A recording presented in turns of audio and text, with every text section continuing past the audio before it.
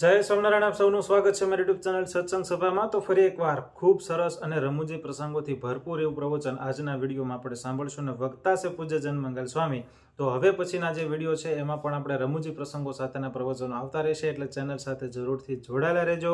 આજના આ પ્રવચનમાં આપણે સાંભળશું કે ભગવદ્ ગીતામાં જે આપણા જીવનના આવતા પ્રશ્નોનો જે કાયમી હલ આપણે કઈ રીતે લાવી શકાય, એના દરેક પ્રશ્નો અને એના જવાબ આપણા ભગવદ્ ગીતામાં જે આપેલા છે આપણે કઈ રીતે મેળવી શકીએ એના વિશે વિસ્તૃતથી આ પ્રવચનમાં આપણે સાંભળશું।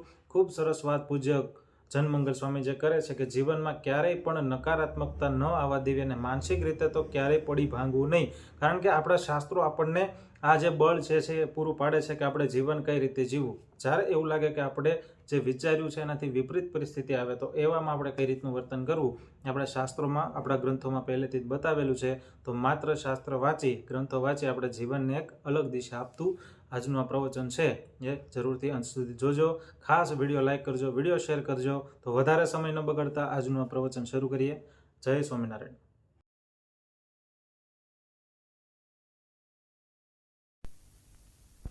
કેવી રીતે મારવું કે તું એવું મંત્ર ભણીને બાણ માર કે એનો બાપ જંગલમાં તપ કરે ને એના ખોળામાં માથું પડે એટલે એનો બાપ ને બે પતી જાય। એટલે એવો મંત્ર થી બાણ છોડો ને અત્યારે ટાઈમર બોમ્બ ને મિસાઇલો આવે છે ને, અમેરિકામાં સીઝ પાડે ને તો આપણું ભારત ઉડી જાય। ખાલી એક બટન દબાવવાનું, 30 વખત પૃથ્વીનો નાશ થઈ જાય માણસોનો, આખા દુનિયાનો, આખી પૃથ્વીના દેશો 30 વખત ખલાસ થઈ જાય। એટલો દારૂ ગોળો અમેરિકાએ ગોઠવી રાખ્યો છે, ખાલી બટન જ દબાવવાનું। પણ રશિયા એવું ગોઠવું કે આ બટન દબાવે તો એનું બટન ઓટોમેટિક દબાય એટલે હામી મરે। આવું તંત્ર પહેલા પણ મંત્ર હતા, અત્યારે લોકો આ વિજ્ઞાને શોધ્યું બધું। તો અર્જુને પછી જયદ્રથનું એવી રીતે માથું ઉડાડ્યું, બાપના ખોળામાં પડ્યું, એનો બાપ તો ધ્યાનમાં બેઠો હતો, એકદમ ભડક્યો, હું પડ્યું, ઊભો થઈ ગયો ને માથું હેઠે પડ્યું અને બે જણા ગયા। ભગવાન રક્ષાઓ કરે, રામ રાખે એને કોણ ચાખે। 10,000 હાથીની તાકાત વાળો દુશાસન, 10,000 ગજ બળ ઘટ્યો ન ઘટ્યો 10 ગજ શીર। 10 ગજ શીર કહેતા કાપડ હતું 10 ગજનું, પણ શરીર ઉઘાડું નથું દ્રૌપદીજીનું। ભગવાનની રક્ષાઓ ઘણી બધી ભગવાન કરે છે। ભગવાન સ્વામિનારાયણના સમયમાં એક નાજા જોગ્યા થઈ ગયા અને એ પોતે ભોંયરા ગામમાં રહેતા ને વાસુર ખાસર દરબાર હતો। એ દરબાર ગામ ધણી એવો હતો કે જે કોઈ ગુનો કરે ને એના ઢીસણ ભાંગી નાખે, નાનો ગુનો હોય કે મોટો હોય। અને આ નાજા જોગ્યાને સત્સંગ કરાવવા ગયા, ભાઈ આને કંઈક સારા સંસ્કાર પડે ને ભગવાનનો યોગ થાય તો આ બધાને પીડા ઓછી થાય। એ કે તારા જો સ્વામિનારાયણ ભગવાન હોય ને તો હવારમાં હાજર થઈ જાય ને કે તારા ઢીસણ ભાંગી નાખીશ કે અમુક માણસને સત્સંગ જ ન કરાવાય, આપણને રકડા કરવા મળે, એ માપનું સારું। રાજા વાજા વાંદરા કે ને આ ન્યા સંજ ગયા સંસેડવા, આમ બિચારાને હારી ભાવ નથી ગયેલા। હવે એ વખતે ટેલિફોન નહીં, વાહન નહીં, સંદેશો કેમનો ક્યાં ગઢડા ને ક્યાં ઉત્તર ગુજરાતમાં ભોંયરા ગામ, માણસ ધોડે તોય ન આવી શકે, ઘોડો લઈને ન પહોંચી શકે, સંદેશો જ કોણ પોગાડે। હવે આ તો બપોરે 4 વાગે વાત થઈ અને હવારમાં ભગવાને હાજર થવાનું, ભગવાન વચ્ચે આવી જાય કે તારા ઢીસણ હવારે ભાંગે પેલો ભાંગે જ પાછો। નાજા જોગ્યા કે તો ભગવાન ક્યાંથી આવે અને બિચારો આખી રાત ઊંઘ આવે। પછી પ્રાર્થના કેવી વસ્તુ છે, કરવાની ન હોય, થઈ જતી હોય છે પ્રાર્થના। તમે આમ દુઃખમાં થઈ જાય, જો અમુક તમે દુઃખ આવે ને તરફ ઠેસ આવે ત્યારે ભગવાનનું નામ સંભાળવું પડે, સહેજે આવી જાય, કંઈક દાજી જાવ થાય છે ને, આમ સહેજે આવી જાય નામ, કંઈક ચીપટી આવી ગઈ હોય આપણને, એમ નાજા જોગ્યા એવી પ્રાર્થના કરે છે ને ભગવાન આ બાજુ રાત્રે જાગ્યા અને ઉપડ્યા, કોઈને લીધા વગર। માણકી ઘોડી છોડવાય ન રહ્યા, લોકો રોકે ક્યાં જવું શું છે, સીધા જ ઉપડ્યા। ભોગાવા નદી આડે આવી તે ઉપર હાલી નીકળી ગયા નદીની પાર। સવારમાં 6 વાગે સૂરજ ઉગ્યા પહેલા તો માણસોને કીધું કે વાસુર ખાસરને કહ્યા હો કે નાજાના ભગવાન આવી ગયા છે અને પેલો પકડવા આવે છે અને ભગવાન એને ત્યાં જાય છે સામેથી અને કહે છે કે તમે આ બધો કકળાટ છે નો થાય છે કે આ બધાને ઢીસણ ભાંગીને પૂરી દીધા છે। ધર્મશાળા જેવું હોય ને, દવા બવા નહીં કરવાની, 2 ઢીસણ હથોડા મારીને ભાંગી નાખે અને મારી નાખી દે માણસ, ખાવાનું આપે, દવા નહીં। અને રો કકળ કેવી પીડાઓ થતી હોય। ભગવાન કે આવો અવાજ શેનો આવે છે કે તમે પાપ કરો છો, નરકના અધિકારી થશો। કે એ તો બ્રાહ્મણને સમજાવવાનું, પાપ ને પુણ્ય। અમે બી એવા નથી તમારા પોથા અધર બાંધી દઈ કે છે। ભગવાન સ્વામિનારાયણ કે આ છે ને વાતુથી નહીં સમજે, લાતુથી સમજે. જેવી દ્રષ્ટિ કરીને જમપુરીમાં સમાધિ કરીને નાખ્યો એને. અને યમ રાજા એવા મારે છે ને આનું શરીર અહીંયા ઉછળે, શરીર ઉછળે આખું આમ. અને આવીને ભગવાનના પગમાં પડ્યો, ભગવાન તમે તો મને ચખાડ્યો જમપુરીનો, આ તો બધું સાચું છે. બધાને છોડી મૂક્યા, બધાની દવા કરાવડાવી અને ભગવાનને રસોઈ આપી અને એ સત્સંગી બન્યો, કંઠી પહેરી એની અને એનું દુઃખ નિવારણ. ભગવાન આપણી પ્રાર્થનાઓ સાંભળે છે, થોડીક ધીરજ રાખવાની. ભગવાનના માર્ગ એવો છે ને, એક તપસ્વી તપ કરતા હતા અને એક ધોબી બાજુમાં લુગડા ધોવે ને, ધોબીને ચૂકા ઢોંગ કરે છે, ઘણા ટાઈમથી ખોટો બેઠો છે, એટલે 2 ધોકા વાહમ માર્યા છે. અમુક માણસો હોય ને અવર ચડતા અમથું રકડું કરે, લેવા દેવો ચાંદલો શું કરે છે, એટલે પણ તારું કંકુ છે, કપાળ તારું છે, તારે ઘરે કરાવવા આવે છે ચાંદલો, તને શું નડે? અરે હિન્દુ છે ને હિન્દુની કાપે, જોજો ઘણી વાર ધર્મની ટીકા કરે. મુસલમાનને કહેવા જાવ ને ટોપી હું કામ પહેરે, દાઢી હું કામ રાખે, નમાઝ હું કામ પડે, ખબર પડે. આપણા ઘરના પગ કે તે આ બાજુ ધોબી 2 ધોકા માર્યા અને ભગવાન ઉભા થયા વૈકુંઠમાંથી. લક્ષ્મીજી કે કેમ બેહો ને, હિંડોળે બેઠા તો બે અડધી વાતે મારા ભક્તને ધોબી મારે છે કે દર્શન દેવા જવું છે ને રક્ષા કરવી તપસ્વી છે. હજી ભગવાન મોજડી પહેરે છે ને કે બીજા 2 ધોકા ધોબી માર્યા. પેલા તપસ્વીને શું કે ભગવાન તો આવતા આવશે, આ નવરો કરી નાખશે મને, અને ઉભા થઈને ધોબીને 4 માર્યા આંચકી. ભગવાન પાછા બેહી ગયા.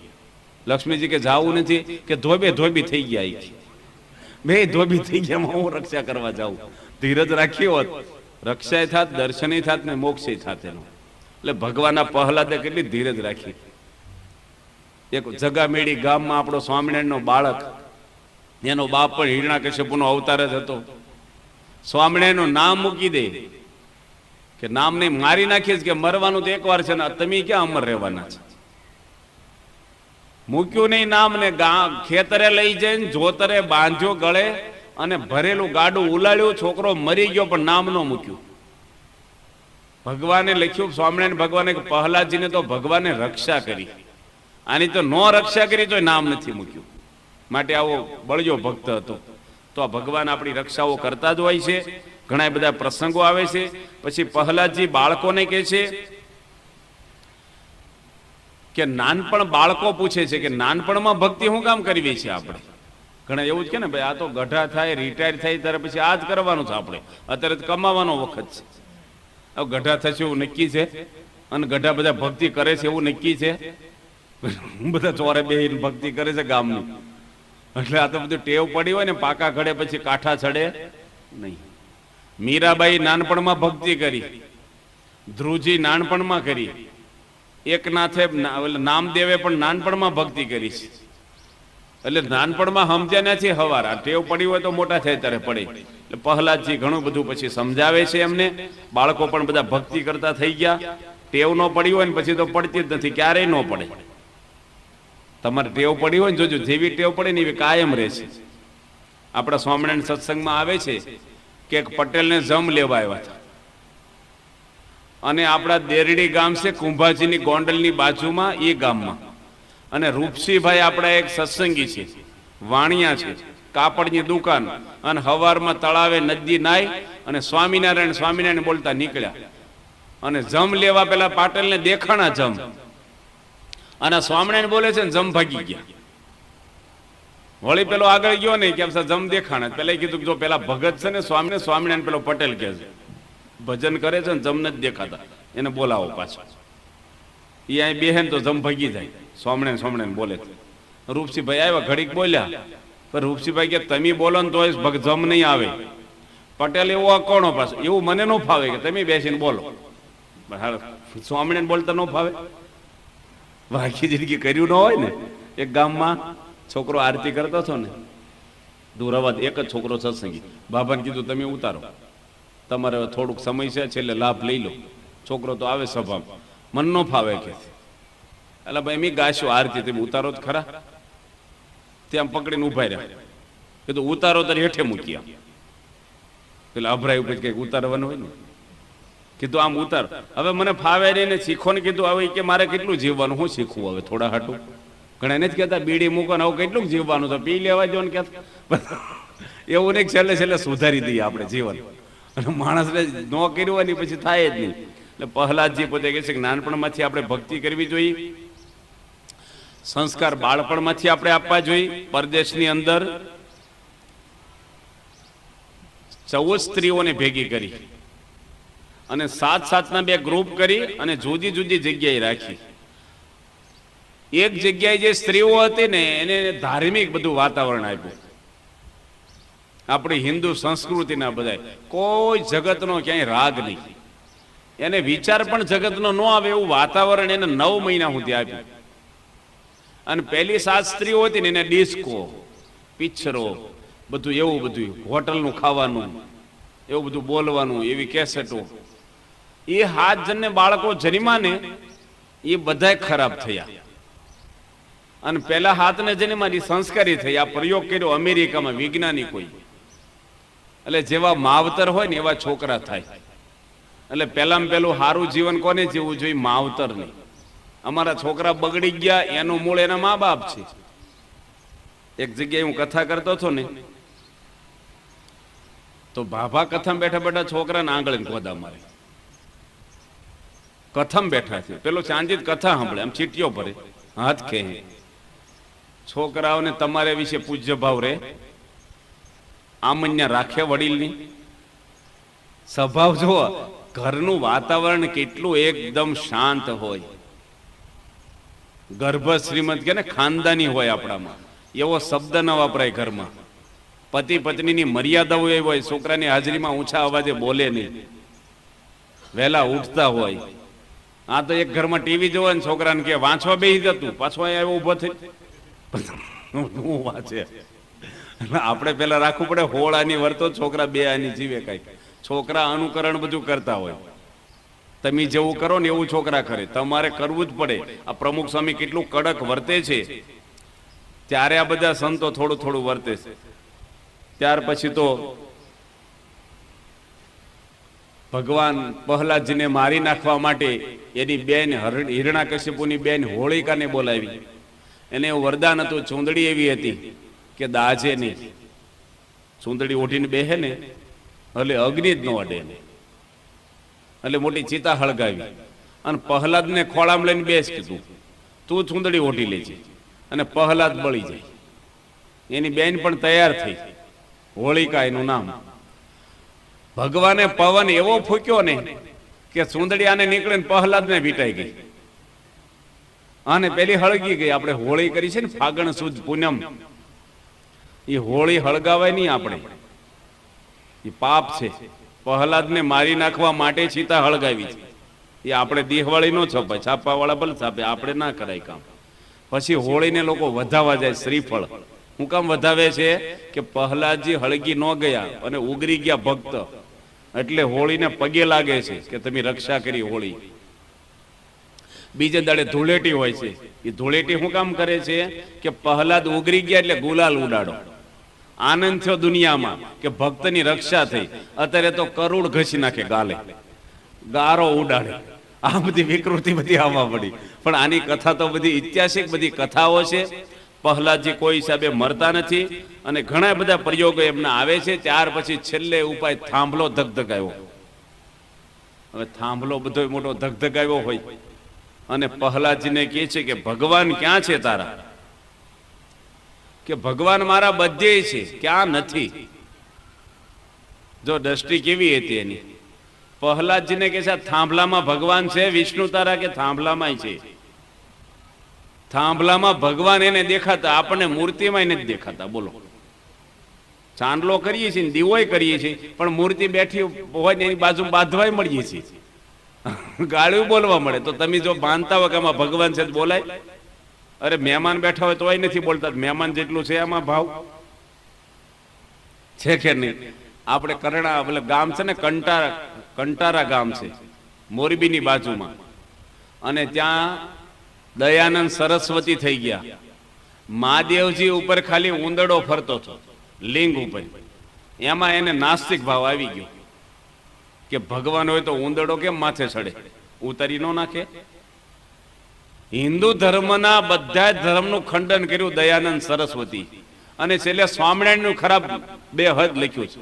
પણ એક કે એક રામનો અવતાર ખોટો છે નથી, કૃષ્ણ ખોટા, બધા જ આપણા જે 8 ધર્મ હિન્દુ મુખ્ય કહેવાય ને બધાને તો ખંડન કરીને ગ્રંથો લખ્યા મોટા.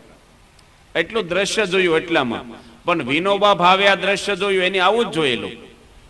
એની પણ મહાદેવના મંદિરમાં ઉંદરડો ફરતો હશે મૂર્તિ પર, એની હવળું લીધું.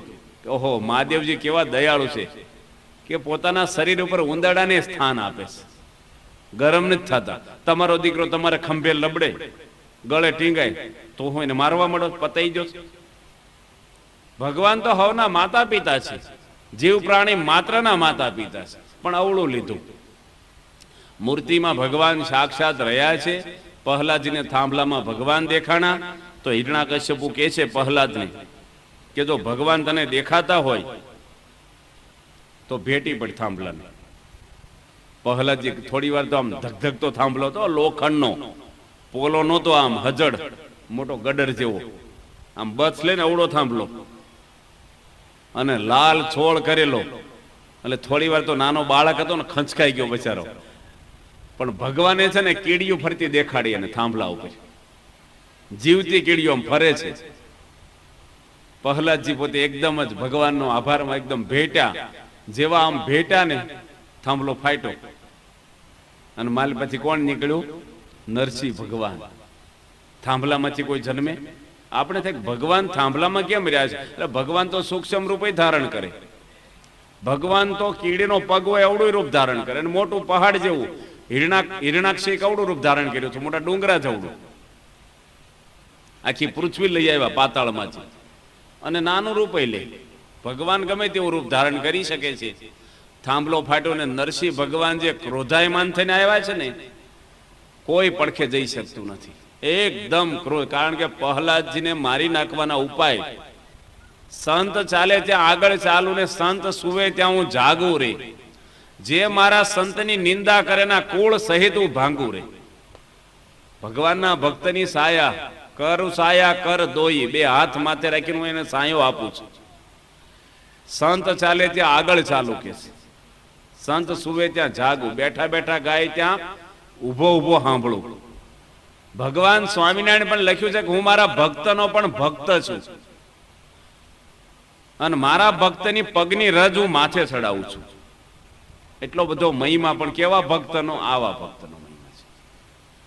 હિરણાકશ્યપુ પોતે ગભરાઈ ગયો એકદમ કે આ હું છું, અને નરસિંહ ભગવાન પોતે એકદમ આવ્યા. પેટ છે ને એની નીચે માણસનું રૂપ, અને પેટની ઉપર સિંહનું સ્વરૂપ. એટલે નર સિંહ, નર અને સિંહ, ઉપલા સિંહ ને હેઠે નર, એટલે નરસિંહ નામ પાડ્યું. એટલે મનુષ્ય પણ ન કહેવાય અને પશુનો સ્પેશિયલ રૂપ ધારણ કર્યું. એક ભક્ત માટે ભગવાન આવ્યા, એક ભક્ત માટે જ ભગવાને અવતાર લીધો, બીજા કોઈના માટે નહીં. અને ભગવાન બરોબર 5 વાગે જન્મ્યા. હિરણાકશ્યપુ તો એકદમ ગદા લઈને આવી ગયો સામે ભગવાન સાથે યુદ્ધ કરવા માટે. બધા ભયભીત પામી ગયા, બધા દેવતાઓ આકાશમાં આવી ગયા જોવા, કારણ કે હિરણાકશ્યપુ બધાને ત્રાસ આપેલો ત્રિલોકીનો. અને ભગવાન એને રમાડ્યા કરે, જલ્દી મારતા નથી. દેવતાઓ પ્રાર્થના કરે છે કે ભગવાન આને રમાડવા જેવો નથી, બહુ આ જોખમ છે, જલ્દી એને પાર પાડો. ભગવાન કે છે એનો સમય સંધ્યાકાળ છે, કારણ કે એને વરદાન છે બ્રહ્માજીનું કે દિવસે નહીં અને રાત્રેની સૂરજ અસ્ત થાય પછી એનો વારો છે. અને ભગવાન એની જોડે થોડું યુદ્ધ કરે છે, રમાડે છે. હિરણાકશ્યપુ ગદા મારે છે ભગવાનને, ભગવાન આઘા ખસી જાય, વળી પાછા ઘડી ખામે આવે, અને સંધ્યા ઢળવા આવી અને પરમાત્મા એને ઝાલ્યો. ઝાલી અને લઈ ગયા ઘરના ઉંબરે અને પોતાના ખોળામાં બેહાર્યો એને. અને એને જ પ્રશ્ન પૂછે છે કે તું અત્યારે આકાશમાં છો કે પૃથ્વી ઉપર? ભગવાન દગો નથી કરતા કોઈને, જો વચનથી બંધાણની પાળે છે કે આકાશમાં નથી ને પૃથ્વી પર નથી ને તમારી ગોદમાં બેઠો છે. કે દિવસ છે કે રાત? કે આ તો સંધ્યાકાળ છે, દિવસ પણ નહીં રાત પણ નહીં. હું મનુષ્ય કે પશુ છું? કે મનુષ્ય નથી ને પરથી તમે તો નરસિંહ છો. મારે આગળ અસ્ત્ર શસ્ત્ર લોઢું લાકડું છે કે ના મોટા મોટા નખ, અને 10 નખથી ચીરી નાખ્યું એને. જાતે ભગવાને માર્યો. જો વડાપ્રધાન કોઈ ધોલ નો મારે, પોલીસને હોપી, ભગવાન જાતે ટીપે નહીં. પણ ભક્તોનો અપરાધ કરે છે ને ભગવાને જાતે લીધા છે. વાલીને જાતે માર્યો, રાવણને જાતે માર્યો, કંસને જાતે માર્યો. અને ઘણાને પછી ભગવાન પ્રેરણા કરે, કોઈક જમ રાજા કરે, બધી રીતે. પણ ભક્તનો અપરાધ કરે ને ભગવાન પોતે એને મારે છે. ત્યાં બધા દેવતાઓ પ્રાર્થના કરે છે, પણ એટલા બધા ગરમ હતા ને નરસિંહ ભગવાન આમ ફૂફાડા મારતા હતા, કોઈ પડખે જાય નહીં. બધા કહે છે લક્ષ્મીજી તમે જાઓ ને, તમારા તો ધણી કહેવાય. લક્ષ્મીજી કે અત્યારે નહીં હો, અત્યારે ધણી પણ પડખે જવા જેવું અત્યારે મને બીક લાગે છે. કારણ કે આ તો નરસિંહ અને એકદમ આમ આવેલા આવેશમાં, કોઈ પડખે જાય નહીં. બધા હાથ જોડીને દૂર ઉભા રહ્યા. બધાએ કીધું કે પહેલા તું જા, તારા માટે સ્પેશિયલ આવ્યા છે. અને પ્રહલાદ નજીક ગયા ને ભગવાન શાંત થયા, જીભથી છાંટવા મળ્યા પ્રહલાદજીને. ખોળામાં બેહાર્યો, બધો વાલ કરે છે. અને પ્રહલાદજીને કહે છે કે તે મારા માટે ખૂબ દુઃખ વેઠા છે, પણ મને છોડ્યો નથી, માટે તારી પર પ્રસન્ન થયો, વરદાન માગ. પ્રહલાદને વરદાન માગવાનું કે જો પ્રહલાદજી કેવું માગે છે કે તમે મારી રક્ષા કરીને એને રક્ષા ગણતો જ નથી. તમે તો મારા શરીરની રક્ષા કરી, શરીર તો અમથું નાશ થવાનું છે એક દાડો. નાશવંત વસ્તુની હું રક્ષા કરવાની હોય? મારા જીવની રક્ષા કરો તો જીવ નાશ થતો નથી, હું રક્ષા કરવાની કે એની અવગતિ ના થાય. મારા જીવની અંદર કામ, ક્રોધ, લોભ જે નડે છે, મારા મન, ઇન્દ્રિયો, એના ગણ થકી મારી રક્ષા કરો. તમારી ભેગા મને લઈ જાઓ. કે તારે તો હજી બધું રાજ કરવાનું છે અને તને દોષો કોઈ નહીં નડે. આશીર્વાદ આપ્યા. જો પ્રહલાદે કેવું માગ્યું. ભગવાન સ્વામિનારાયણ જુનાગઢ જિલ્લામાં લોઢવા ગામે જાય છે ને 2 મહિના સુધી એક લખુબાઈ ચારણ હતી, એના ઘરે રહે છે. એને 60 ભેંસો હતી. અને ભેંસની પેલું દૂધની તર હોય ને એમાં હાકર વાટીને એને જમાડે રોજ, ભગવાનને વાટક્યો ભરી. બહુ જ્ઞાની હતી પોતે. પાછી ભગવાનની ખૂબ સેવા કરી. સ્વામિનારાયણ ભગવાન એને કહે છે કે લખુ ચારણ તું કઈક વરદાન માગ, મારે હવે નીકળવું છે. તે મારી ખૂબ સેવા કરી. 3 વરદાન માગ કે છે. એ કે પહેલું વરદાન એવું માગું છું કે મારી આ 60 ભેંસો છે ને એમાં એકેય મરે નહીં. આમ જ્ઞાની છે પાછી, પણ માગે છે આવું કે બીજું વરદાન મારો આ વીરો દીકરો અમર રહે, મારી 100 વીઘા જમીન છે ને એ પણ કાયમ મારી આગળ રહે. ભગવાન કહે છે કે તું એટલું બધું જ્ઞાન કરે છો ને આ લોકનું જ માગે છો? વીરો દીકરો ને ભેંસું ક્યાંથી રહે? હું નથી રહેવાનો, દેહ છોડીને જવાનો છું. મોટા મોટા ઋષિ મુનિઓને અવતારો જતા રહ્યા. માટે તને માગતા નથી આવડતું તો હું સામેથી કહું, હું તને અંતકાળે તેડવા આવીશ. ભગવાન આગળ માગવું શું? જો ધ્રુવજી રાજ માગ્યું, કારણ કે એને નારદજી જેવા સંતનો સત્સંગ નહોતો. અને પ્રહલાદજીને જ્ઞાન નારદજીના થકી થયેલું. કેવું માગ્યું એની કે આ લોકનું ન માગ્યું, ભગવાન આગળ આ માગ્યું. જો કે આપણે ભગવાન માગવાનું કોઈ કહેવાના જ નથી, પણ સામેથી માગવા જાય છીએ ને આપણે મંદિરમાં. એ ક્યાંક ન કે આપણે સામે જ કહીએ ભગવાનને તકલીફ નહીં કે કંઈક આપો, પણ હું માગીએ છીએ આપણે ભગવાનને આપતા શરમ આવે.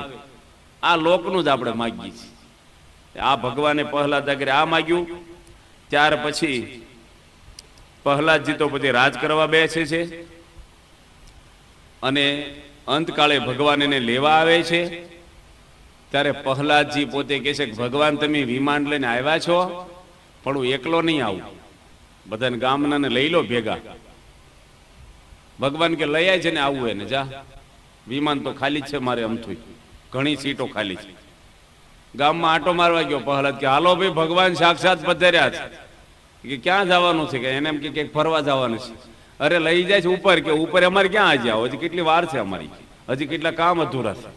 આ બધી તારે જવો જ જા. કોઈ ગયું નહીં. છેલ્લે પ્રહલાદ આવતા હતા ને એક ભૂંડ હતું. ભૂંડ ને પ્રહલાદ કે છે ભૂંડ ને કે તારે આવવું છે ક્યાં? કે ભગવાનના ધામમાં, વૈકુંઠમાં. કે અમારો ખોરાક મળે ને તો આવી. પ્રહલાદ કે તો હું પૂછે છે કે ત્યાં તારું ખાવાનું હોય ઉપર? ભૂંડે જ કે તો તમને ફાવે નહીં ને. પ્રહલાદજી એકલો પાછો આવ્યો. જો ધામમાં જવું ને, અત્યારે આપણે કથા સાંભળીએ છીએ, કંઠી પહેરી આપણે ભગવાનનું ભજન કરી, શેના માટે કરી છે? ધામમાં જવા. ભગવાન આવ્યા હોય તો ડેલામ વિમાન ઊભું રાખે, હાલો અહીં કથામાં બેઠા ને તમામ હમણાં વૈકુંઠમાં બેહારી દો હોવ ને. આપણે પેલા બાણા ભી થવા મળે હો, પેલા આતંકવાદી આવ્યા હોય એમ ભાગ્યા બધા. વંડી ઠેકીને ભાગી જાય કે આ બાજુ આપણે નથી જવું. જવાય? ના પાડે, ન જવાય કે ધામમાં ન જવાય. જુનાગઢમાં એક બાલ મુકુંદ સ્વામી હતા ને એક બાબાને વાત કરી. એ દાદાએ સામે જ કીધું કે મારે ઉંમર થઈ છે ને હવે સ્વામી દયા કરો ને મહારાજને પ્રાર્થના કરો, તમારે તો ભગવાન જોડે નજીકના છો, શરીર સારું નથી અને હવે ધામમાં લઈ જાઓ તો સારું, તેડી જાઓ. કે 15 દાડા માળા કરજો મંદિર સામે બેસી, ભગવાન તેડી જશે. આ તો મોટા સંત હતા વચન સિદ્ધ. અને 10 દાડા થયા ને લોકો પૂછે ને ગામના કે તમે તો આખો દાડો માળા ફેરવો છો, હું તમને તો લગ્ની લાગી ગઈ? કે બાલ મુકુંદ સ્વામી કીધું છે કે 15 દાડા ધામમાં લઈ જઈશું, મારે 10 દાડા થઈ ગયા તો 5 દાડા જ રહ્યા. બાલ મુકુંદ સ્વામી તો વચન સિદ્ધ પુરુષ છે, 5 દાડામાં ઉપડી જવાના તમે. તો બાબા માળા મૂકીને ઘરે ભાગી ગયા કે 5 દાડા જ રહ્યા, મૂકી દો કે જતા રહેશે. એટલે માણસ કે ખરાક દોરી ખેંચી લો, પણ ધામમાં જવું એ તો બધું અઘરું છે. મનને આ જગતમાંથી તોડવું. પ્રહલાદજી પોતે ડોંગરેજ મહારાજ કે ને મૃત્યુના માથા પર પગ દઈને પ્રહલાદજી ભગવાનના ઘરે બેસી ગયા. ત્યાર પછી 8મા સ્કંધની અંદર એવી કથા આવે છે કે ગજેન્દ્ર ગ્રાહનું આખ્યાન આવે છે.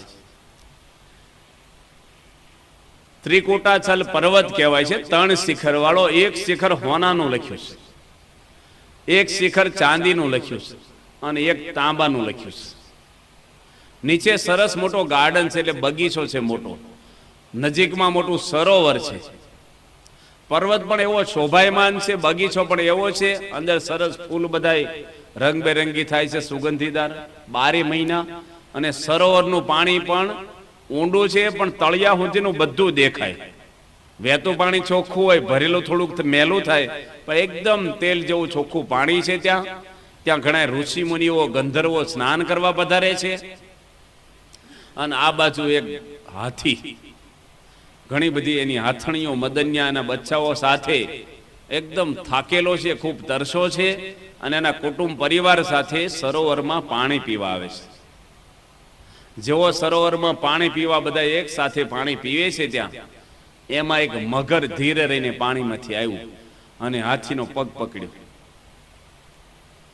અને હાથીને પાણીમાં ખેંચે છે અને હાથી બહાર ખેંચે છે. અને હંમેશા આપણે જાણીએ છીએ કે મગરનું જોર પાણીમાં વધારે હોય. ધીરે ધીરે અડધા સરોવર સુધી હાથીને ખેંચી ગયો. ભાગવતમાં એવું લખે 1000 વર્ષ સુધી મગર અને હાથીને ખેંચા ખેંચ થઈ. કેટલા વર્ષ? 1000 વર્ષ સુધી. આપણે પહેલા તમને ભાગવતમાં કીધું છે શંકા કરવાની નહીં. કરોડ સ્ત્રીઓ હતી, સગર રાજાને 60,000 દીકરા હતા, પ્રિયવ્રત રાજાએ 2 અબજ વર્ષ રાજ કર્યું છે. 11 અબજ વર્ષ, 2 નહીં. શંકા નહીં કરવાની. આમ એ સમાધિ ભાષા છે બધી. આપણે સમજવાનું બહુ લાંબુ યુદ્ધ હાલ્યું છે. અને હાથી પોતે ખેંચાખેંચ કરે છે, પણ એમાં તો કઈ જોર એનું હાલ્યું નહીં ને. બધી એની હાથણીઓ પણ નિરાશ થઈને ભાગી ગઈ, ઊભી ન રહી. થોડી વાર ઊભી રહી, પણ હું મદદ કરે. એના બચ્ચાઓ પણ ચાલ્યા ગયા. એટલે હાથીને બહુ લાગી આવ્યું. તમે દુઃખમાં મદદ ન કરો, પડખે બેહો ને તો માણસને હૂંફ રહે. આપણે માંદાને કેમ જોવા જવાનું? એને અંજીસંગ તમારે દેવાનું જ ગોળી કઈ, પણ પડખે બેહો ને એને હૂંફ મળે બચારાને. કોકના ઘરે કઈક અઘટિત પ્રસંગ બન્યો હોય, બધા બેસણામ કેમ આવે છે? મરી જાય એટલે રોટલા બધાને ઘરેથી લઈને ખવડાવવા આવે. તો 90 વર્ષના ભાભા ગયા હોય તો ખવડાવવા. હવે એ તો રાજી છે જ બચારા ઘરના, પણ એક રિવાજ આપણે. માણસને દુઃખમાં બધા મદદ કરે. અને આ રીતે બધા હાથીને બધા હાથણીઓ જતી રહી. હાથીને ચૂક મારું કોઈ નથી. અંદરથી પોકાર કરે છે ભગવાનનો. માણસને ચારે બાજુથી દુઃખ આવે ને ત્યારે કોણ યાદ આવે? પરમાત્મા યાદ આવે છે. ક્યાં સુધી પૈસાનું બળ હોય, જુવાનીનું, ઓળખાણનું ને સત્તાના બળ હોય માણસની.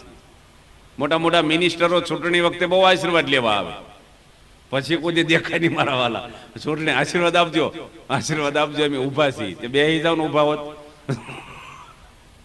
જોજો કે અમારી હમ જોજો ભાઈ, ભાડ્યા છે કેટલા વખતથી જોયા. પણ માણસને આવું હોય ને તારે થાય આવું દુઃખમાં. આ બાજુ હાથી એટલો પોકાર કરીને એના કાન બુડવા મળ્યા, એનું નાક બુડવા મળ્યું. માણસનું નાક બુડે ને પછી પૂરું થવા આવે. અને મગર ખેંચતી જાય છે આગળ. અને છેલ્લે એને એમ છું કે હવે બસ મારું પૂરું થાય છે, શ્વાસ ઘૂંટે છે છેલ્લા. ત્યારે એને ભગવાન યાદ, દ્રૌપદીને છેલ્લે જ ભગવાન યાદ આવ્યા ને, અને કીધું કોઈ પણ આ જગતમાં પરમાત્મા હોય મને ઉગારો.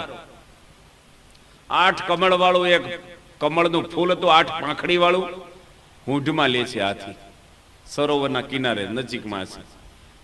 કમળ તો સરોવરમાં થતા હોય છે, અને ભગવાનને અધ્ધર કમળનું પેલું કરે છે કે ભગવાન, એને કરી તો કઈ હતું નહીં. ભગવાનને જે ભાવથી જે અર્પણ કરો એ, પણ હૃદયનો આમ અંદરનો નાદ હતો, ભગવાન તમે એક જ મારા આધાર છો, તુમ હી એક મેરે, હે ગોવિંદ હે ગોપાલ, અબ તો જીવન હારે, હું હારી ગયો છું જીવન. ભગવાનને છે ને ભૂંગળા બાંધીને સંભળાવવાની જરૂર નથી. લોકો કહેતા મસ્જિદ ઉપર ભૂંગળા શું કામ બાંધે છે? ભગવાન બેરા છે, કીડીના પગમાં ઝાંઝર વાગે ને એ ખુદા સાંભળે છે. ભગવાનને બૂમો પાડવાની જરૂર નથી, અંદરનો અવાજ ભગવાન સાંભળે છે. અને આ ભગવાન વૈકુંઠમાંથી એકદમ ગરુડજીને કીધું કે જલ્દી આવી તું. ગરુડ ઉપર અસવારી કરી વિષ્ણુ ભગવાને, અને એકદમ જ આવે છે, પણ આને તો એકદમ રહેવાતું નથી પેલા હાથીથી.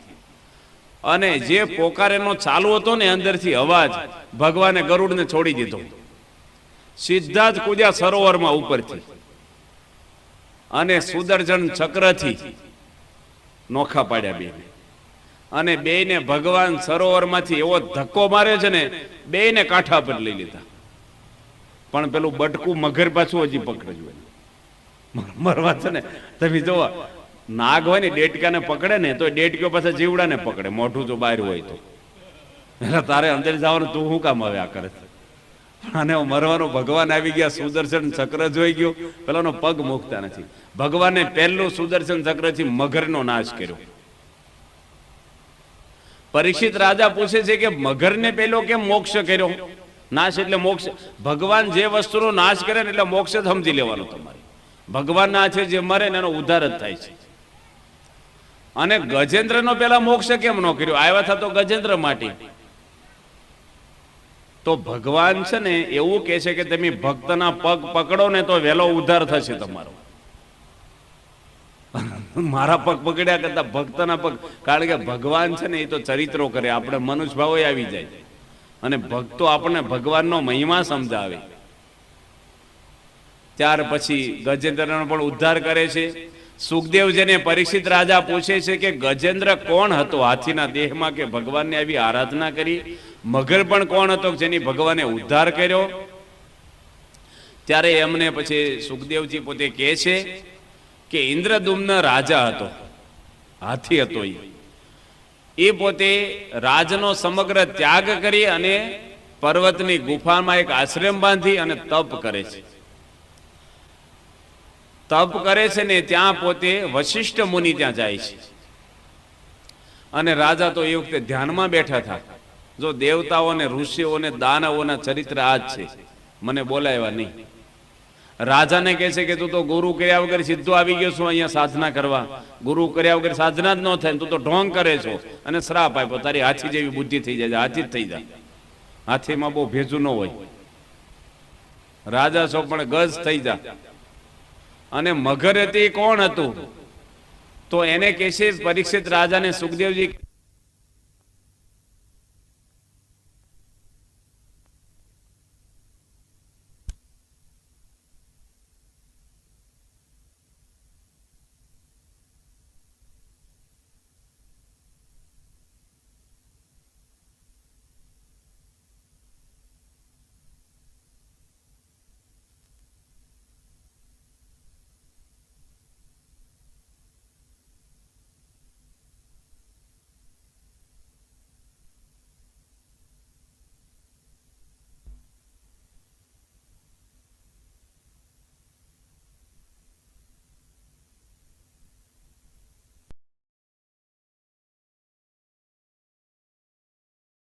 તો જોઈને રે ભક્તો, પૂજ્ય જનમંગલ સ્વામીના આજના પ્રવચનમાં આપણે ખૂબ આનંદ કર્યો, અને ખાસ ભગવદ્ ગીતાના પણ ઘણા બધા પ્રસંગો જોયા. એમાં આપણે જીવનમાં આવતા દરેક પ્રશ્નોનો આપણે કાયમી હલ કઈ રીતે લાવી શકાય એના વિશે પણ વિસ્તૃતથી સાંભળ્યું. આવા જ પ્રવચનો જોવા માટે અમારી ચેનલ સાથે જરૂરથી જોડાયેલા રહેજો, કારણ કે રમૂજી પ્રસંગો તો અમારા દરેક પ્રવચનમાં હોય, રમૂજી કોમેડી પ્રસંગો હોય, પણ જીવનમાં આવતા દરેક પ્રશ્ન, અંધકારમય જીવન, અને જ્યારે એવું લાગે કે હવે આપણે ધાર્યાથી વિપરીત પરિણામ આવે છે, નિષ્ફળતા સતત મળતી હોય, તો એવામાં આપણે કઈ રીતનું વર્તન કરવું અને આપણી વિવેક શક્તિને કઈ રીતે ટકાવી શકાય, એ બધી વાત અમારા દરેક પ્રવચનમાં હોય છે. એટલે ચેનલ સાથે જરૂરથી જોડાયેલા રહેજો અને ખાસ ચેનલને સબસ્ક્રાઈબ કરવાનું ભૂલતા નહીં, કારણ કે અમારા ચેનલને સબસ્ક્રાઈબ કરશો તો અમારી વિડીયોની જે નોટિફિકેશન છે તમને તરત મળશે.